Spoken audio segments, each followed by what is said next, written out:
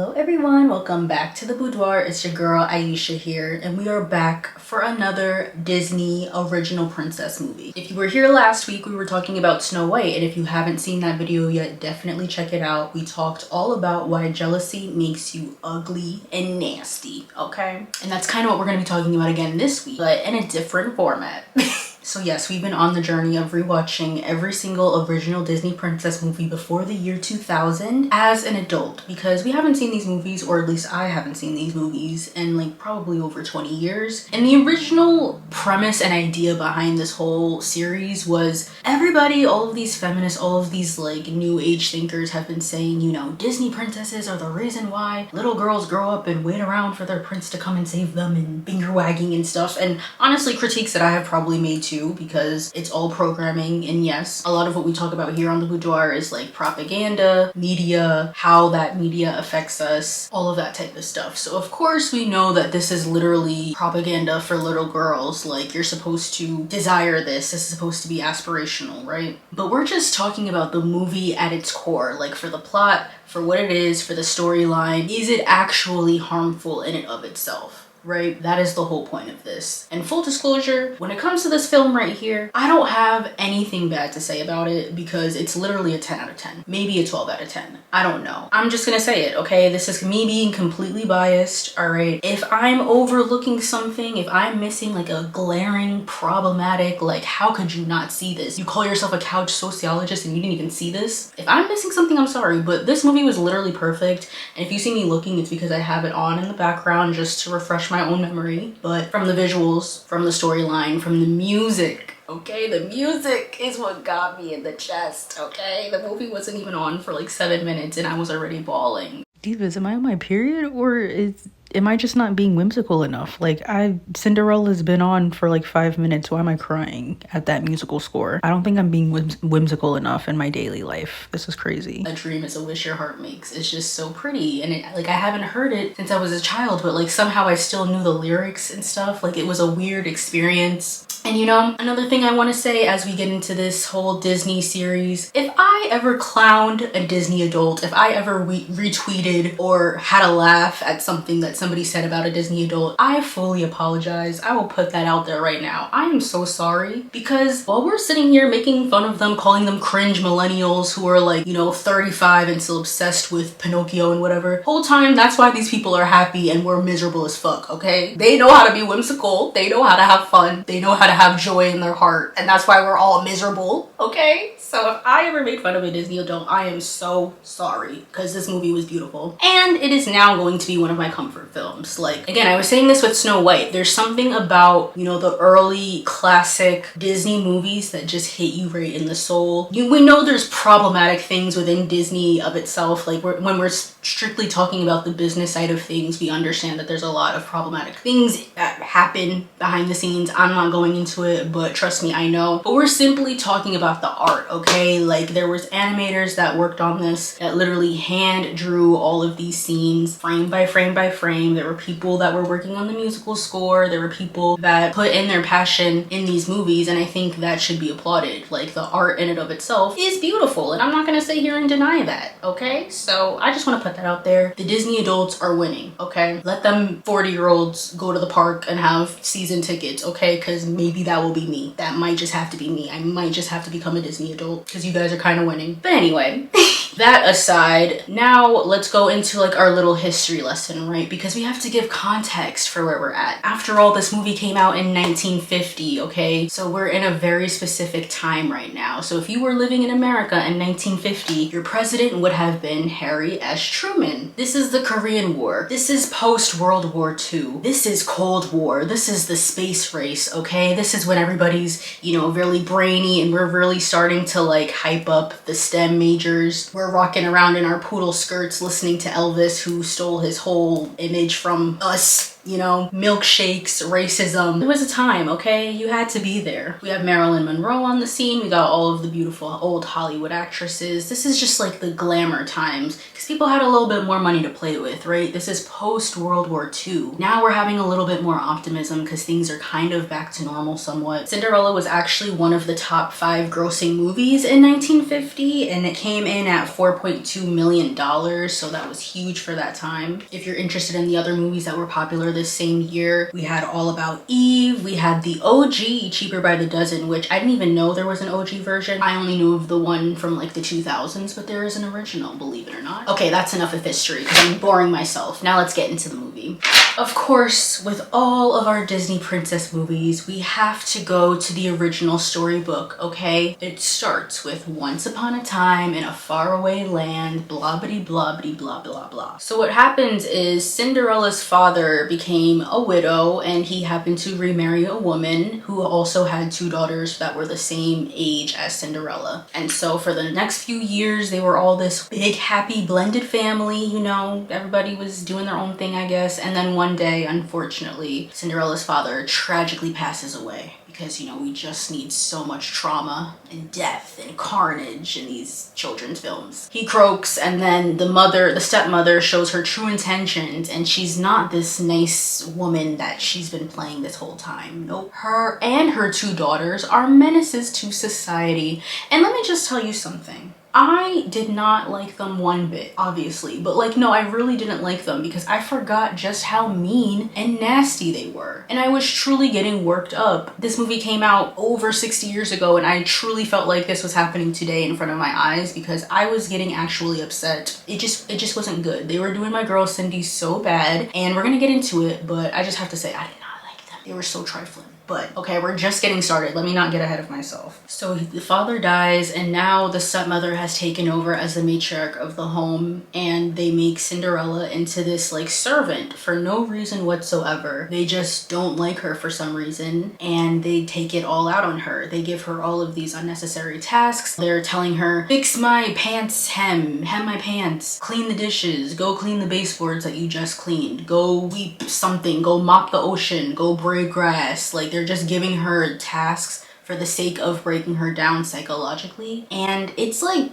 very well done, especially for an animated movie that came out in the 50s. Like it feels very real. Like it feels like you're actually watching something real. And it's just, even throughout them giving her all of these unnecessary tasks, she still finds it in her heart to be herself. She has all of these cute little animal friends, of course, because this is a Disney movie. So she's friends with the birds, she's friends with the little mice that live in the house. They're always helping her, they're always just there for her. They're kind of like her confidant. And she's just being subjected to all of this torture and it's very sad to watch. I did not like it one bit. But in the beginning when she's doing her first musical number, A Dream Is a Wish Your Heart Makes, it just looks so pretty in the way she's like gracefully moving around. It looks so princessy and like it's so funny that it's animated because it looks like you're watching real actresses. Like I don't know what they're doing. I don't know the technicalities of animation, but it looks so fluid and like so human-like almost, but like still art. So the cat is also involved in the trifling business. Like it's crazy. They somehow trained this cat to hate her too. Like I don't get it. And he's just always causing problems in the house and framing people for his misbehavior.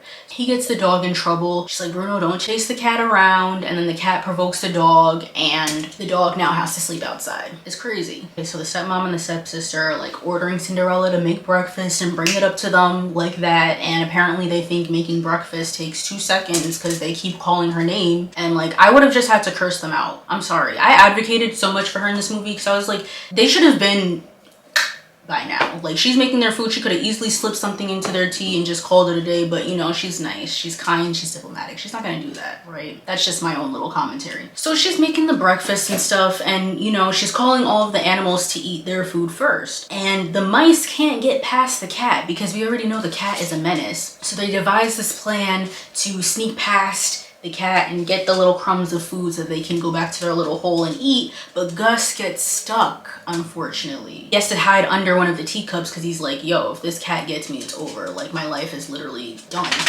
from this point on. Cinderella doesn't notice that Gus is stuck under one of the cups, and of course she can't really hear him because he's like a little tiny mouse, so it's gonna be hard to hear. So she brings the tray to one of the stepsisters. I think it was Anastasia. I don't know, these people don't even deserve names, but I think it was Anastasia. And she freaks out because she's like, oh my god, there's a mouse under my teacup. She totally did this on purpose. Cinderella totally tried to, you know, scare me or whatever. And she's like, what? I'm just doing what I told. I didn't know there was a mouse. Like, you guys already knew we had a rodent problem. Why are you blaming it on me? Like, clean up after yourself. Maybe we wouldn't be in this situation. But no, she's like, dang, they think I did this, so now they're punishing me and they're giving me even more chores to do. So this is when they start giving her all of these extra tasks, when they're literally like, go mop the ocean, go count the grains of sand on the beach floor. Like, they're just making her do all of this stuff. And you know why? They're just jealous of her. And I know people hate when they say like, oh, you're just jealous, but in this movie they really were just jealous, because it's like, why are you trying to break this girl down psychologically? Like, ma'am, if you did not like this lady, you didn't have to marry that man. So I don't even know why you did that. Like, what was the point?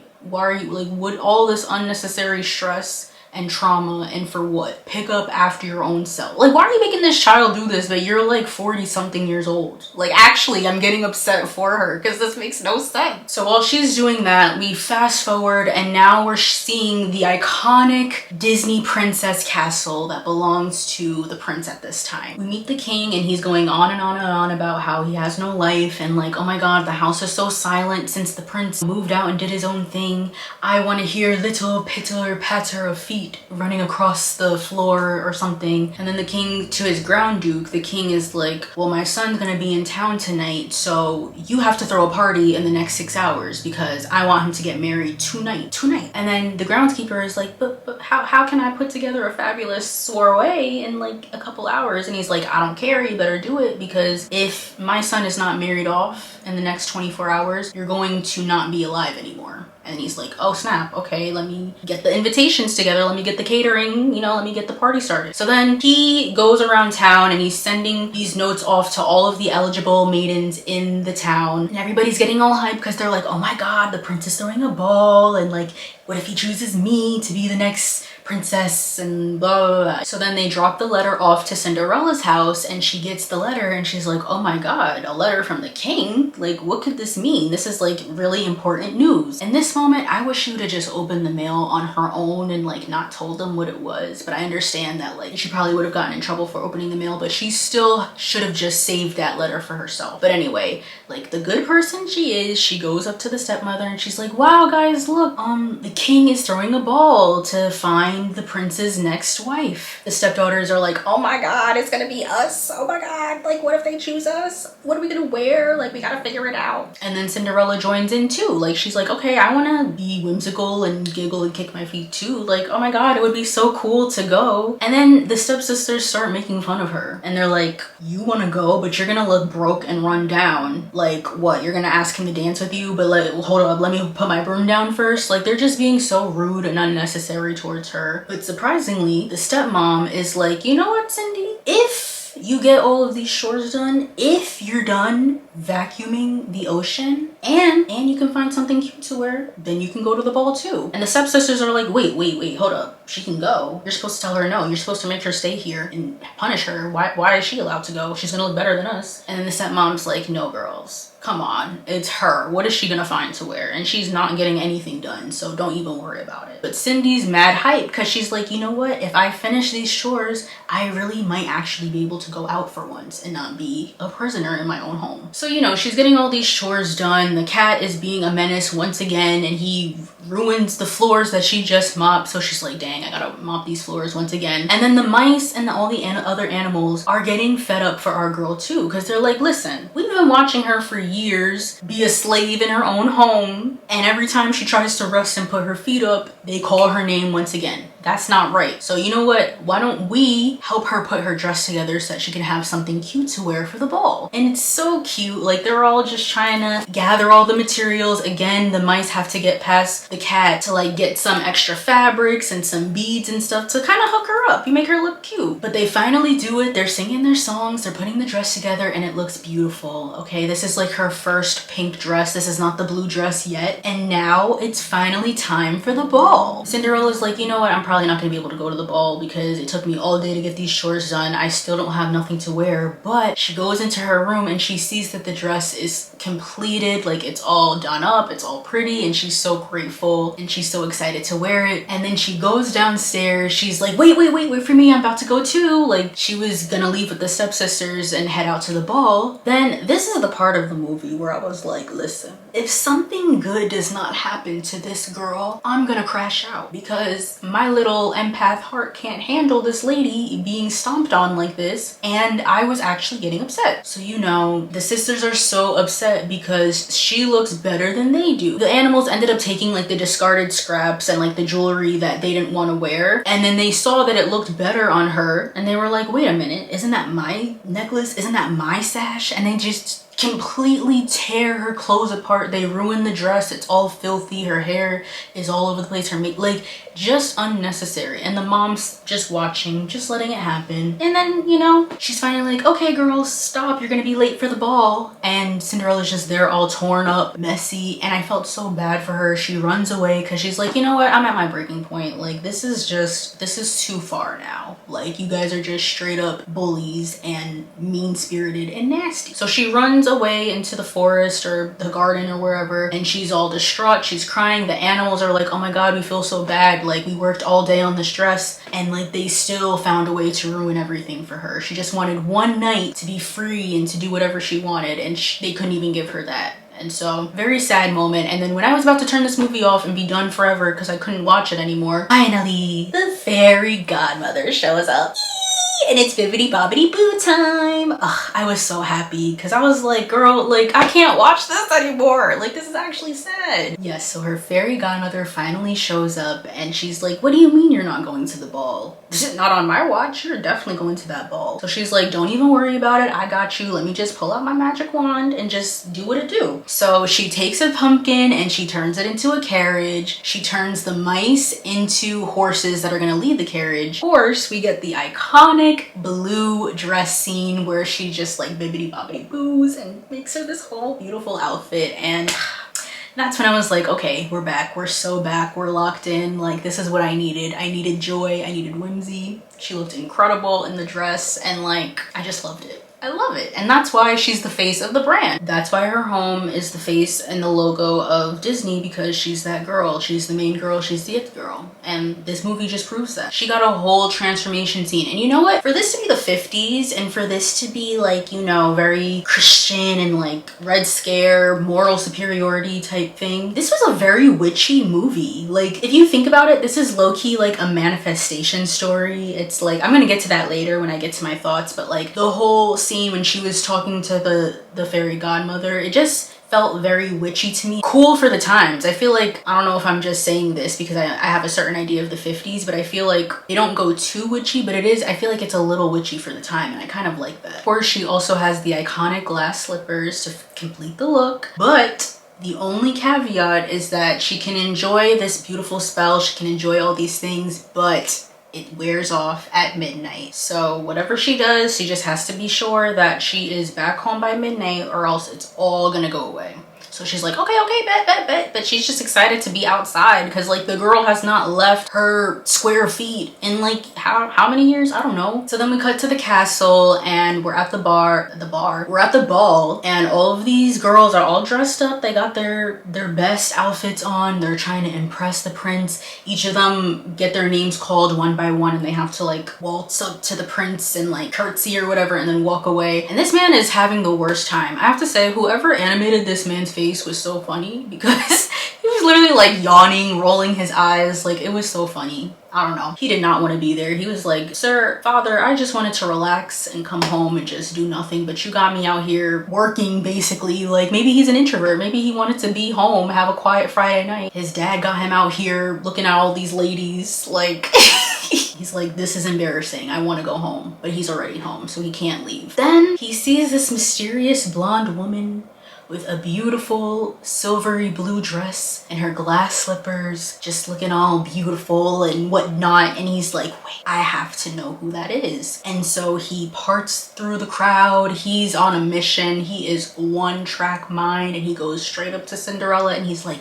I want to have a dance with you. And so they do. Actually, I don't even know what he says, but they end up dancing and waltzing. It's very cute and romantic. So they end up having a wonderful night. You know, they spend the night dancing, talking, and then the clock strikes midnight and Cindy's like, oh shit, I need to go home. I am so sorry. And she gets up out of there. Animal, like the mice who are like cosplaying as the horses and stuff, they're like, girl, come on, like we gotta go. We gotta go. The spell's about to wear off. Like hurry up. So she's like trying to sprint to the carriage so that she can go home as quick as possible. And the prince is chasing her. He's like, wait, you can't leave yet. Like I have to know who you are. Where can I find you? How can I get in contact with you? She's like, I'm sorry, I can't. I got to go. And then the king's servant is like, wait, ma'am, you have to come back. Like if you don't marry this man tonight, I'm going to die. So come back, please. But she's like, nope. And she, in the nick of time, she gets in the carriage and they sprint away. They ride off into the night, but she drops the glass slipper. She dropped the glass slipper. So the prince is low-key happy because he's like, wait, she left something behind. That means she has to come back. So that means I could probably get another chance to ask her some stuff and see what she's trying to do. And then the ground duke is like, ooh, wait, maybe I won't die because wait, she has to get her shoe back. So it might be okay. There might still be a chance. But they ride off into the night in the carriage, and the knights that work for the king are like trying to chase after her to make her come back. And eventually they end up in the middle of the woods just as the spell wears off. And then they hide behind the trees. The knights, you know, ride past them and they're like, phew, we didn't get caught. But she's like, dang, like I had so much fun, you know, he was so cool and nice and we had a really nice conversation. Like I'm sad that the night had to end, but for what it was, for that moment in time, I just had a good time. Like she wasn't even all that upset about it. She was like, you know what, yeah, it sucks that like I didn't get to continue, but I enjoyed myself. Like I had a great night and we can just leave it at that. And that's my girl right there. Like that's what I like. I'm gonna talk about it at the end, but like I just like how she was still okay even though she didn't get everything she wanted at the end. Oh, and then while they were waltzing, I didn't know that song, So This Is Love, I didn't know that was from Cinderella. So like when I heard that, I was like, oh, cool. I didn't know that was from this movie, but yeah, another nice musical moment. The scene of the pumpkin going back to a normal pumpkin and everything kind of like shattering, it was almost kind of a metaphor for her dream life shattering and like going away. Like she had it was right here, it was so close, and then it just all fades away. I thought that was kind of like a nice metaphor moment visually. And even though her night was technically ruined, she still showed gratitude for the time that she did have, which was really nice. So then the next day, you know, news gets around that the groundskeeper, what is he called? I'm gonna just call him the servant, the king's servant, because I can't remember these like official titles. So I'm gonna say the king's servant sends out a message saying we're gonna be going back around town to figure out who this slipper belongs to, because if I don't find a wife for this man, I'm going to lose my life. I'm just reminding you what's at stake here. So just letting you know, be ready and answer your doors because I'm coming. So the stepsisters are like, oh my god, we still have a chance. No, you don't. You never had a chance, but they think they had a chance. So whatever. And while, you know, the stepsisters are all giddy and they're like, oh my god, we still have a chance, Cindy, in the back of her head, she has this little smirk. And you know what, in this moment I was like, girl, keep it on the low a little bit because you're kind of showing your hand, because the stepmother's noticing like, oh, Cinderella looks a little too calm for me. Like you would think she would be a little more hype, like I might have a chance, but she was kind of just like, I know whose slipper that belongs to. It's me, but I'm gonna let them think that they have a chance. And so she's kind of like walking away all happy, and the stepmom is like, no, joy, happiness, not on my watch. So she locks her in the room because that's what haters do. That's what people that are preying on your downfall do. They lock you away from your hopes and dreams, or at least they try. So yes, just before the king's servant can come and have her try on the shoe, she locks her in the room so that she can't even get a chance to try it on. It's just sad. So of course he comes in, he's like, hi, you know, somebody lost their shoe last night and this belongs to the girl that was supposed to marry the prince. Can we just have a few moments of your time to try these on? And they're like, yes, of course. They think it's gonna be them, but it's not. So he slips the shoe onto one of the stepdaughter's feet and it is nowhere near a match, okay? And the other stepsister tries, she's like, oh, it's gonna be me, it's gonna be me. It's not her. Like, why would it be her? You know it's not. You know you do not own those shoes. But of course, Cinderella has great friends because she's a great person. So the mice are like, you know what? We have to come up with something. And the birds too, everybody. They're like, we have to get this key so that she can go try that slipper on and prove that it belongs to her. So it's a long battle between the cat and the mice. But eventually, the scaredy cat gets scared away by Bruno the dog, you know? And that was kind of a lesson of like, pick on somebody your own size. Like, you know, the cat was so tough with the mice because they're like this big. He gets to be the big bad guy. But then when somebody comes around that's his own size and that can step to him, now he's all of a sudden a scaredy cat. So they get her out, they get the key, you know, just as they're about to leave and try to find somebody else to try on the shoe, she finally come downstairs and she's like, wait, let me try on the shoe. And the king's servant is like, wait a minute, that girl looks mad familiar. He's like, yeah, come try on the shoe. Come try on the shoe. And of course, the shoe is a perfect fit because it belongs to her. But oh no, the shoe falls and it shatters. Oh no, this was gonna be the happy ending, but then the shoe shatters. But wait, Cinderella's like, that's not a problem. And she pulls out the other shoe. Why? Because it belongs to her. And they're like, see, this proves it. The shoe belonged to you, and so you are meant to be the prince's wife. Final scene, they're running out of the courthouse. I don't know if it was courthouse. They're running out of the church, the marriage hall, hand in hand, running down the stairs. She drops her shoe once again, but she's like, I can go back and pick it up. She puts the shoe back on. They ride off into the sunset. That was my dog, and they all lived happily ever after.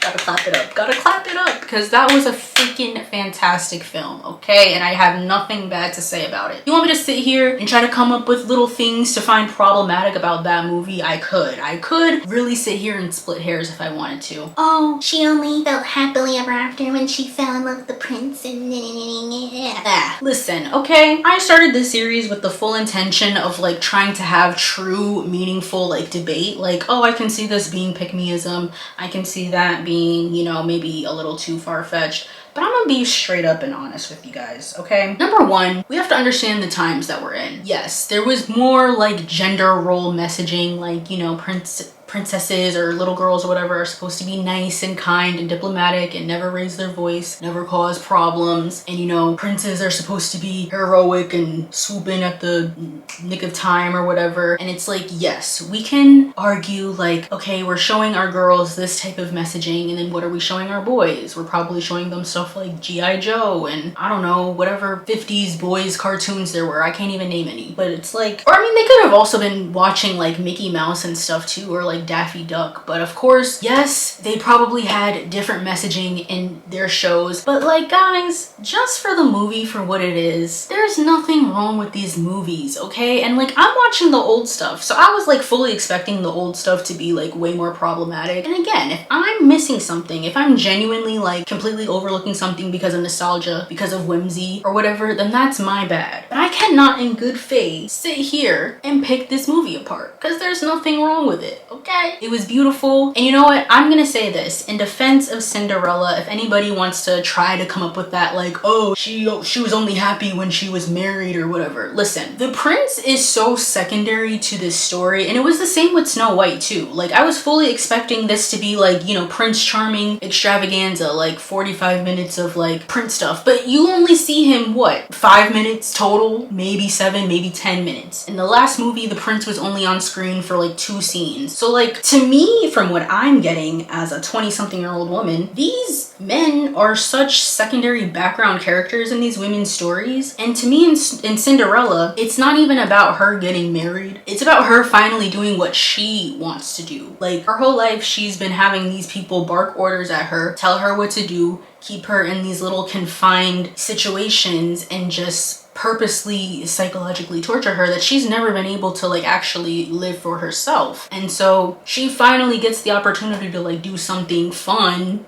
that she might want to do, which is like go to this fancy party, because like who doesn't want to go to a party? If you're cooped up in the house all day, she's gonna want to be a part of the party. She wasn't even wanting to go to this ball to like get married. Ooh, maybe I'll be chosen. Like, I don't even think she said that once in the movie. I think she only wanted to go because she wanted to go outside and like do something different. So to me, the whole marriage thing was so secondary to the story. And yes, I can sit here and say, you know, blah blah blah, she only wanted a man, but I don't actually think that. I think it's more about you daring to dream big even though you're being stuck and confined in these little situations, staying true to who you are even when you have people telling you something opposite, and like also realizing if you have to do all this to somebody, if it takes 3 of y'all to gang up on one girl, then what does that say about her? It must mean that Cinderella's pretty tea for y'all to be doing all of this, trying to break her down so much, and for what? She's still on top at the end of the day, and you guys have nothing. So it's like, I can't in good faith sit here and find anything wrong with this movie.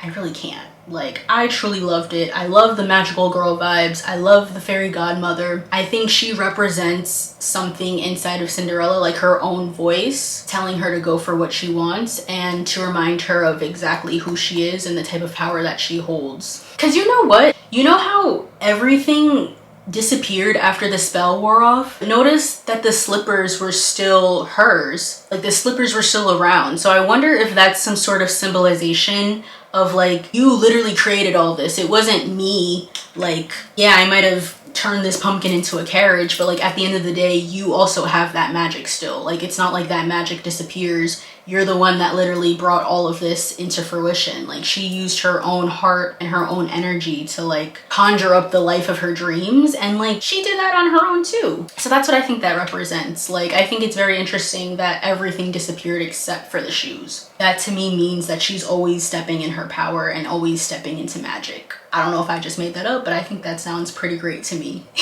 So the lessons I take away from this movie: number 1, always believe in magic, always dare to dream, wish upon a star. Number 2, stay prayed up, okay? Because when you stay prayed up, you stay true to yourself and you stay on task, you stay focused. And also believing that you carry magic within you. It's not anything outside of you. You don't have to look outside of yourself for something. You always had it within you. I'm just gonna keep saying it. I love this movie. I love this movie. I love this movie. And I'm so happy I did this series because like I'm forgetting how whimsical these movies are. And if anybody's sitting here really finding a problem with these movies, I don't know. But again, I'm only on movie 2 out of 8. So maybe as we go down the line, maybe there's gonna be something else I can talk about that's like truly problematic. But we're 2 for 2 right now. I loved Snow White and I love Cinderella. Let me know what you guys thought about this episode in the comments down below. Have you watched Cinderella lately? What did you think about it? Okay, don't forget to like this video and subscribe if you're watching me on youtube.com. You already know the drill. Subscribe to be a part of the most wonderful, intelligent, beautiful, sexy, smart, emotionally intelligent, incredible women, the Boudoir babes. And if you're listening to me on Spotify, Apple, Audible, I don't know, wherever you listen to your podcast, don't forget to download today's episode and also rate me 5 stars and leave me a little review if you feel it in your heart. If it's calling your name, I would totally appreciate it. Let me know if you want me to go on to Sleeping Beauty next week or if you want me to talk about something else, because I don't want to like be too Disney heavy. If you guys are like, oh my god, is she gonna keep doing these Disney videos? I will break it up if you guys want me to, but if not, we're gonna go ahead and skip right on to Sleeping Beauty. Let me know in the comments and I will talk to you guys next week. Bye!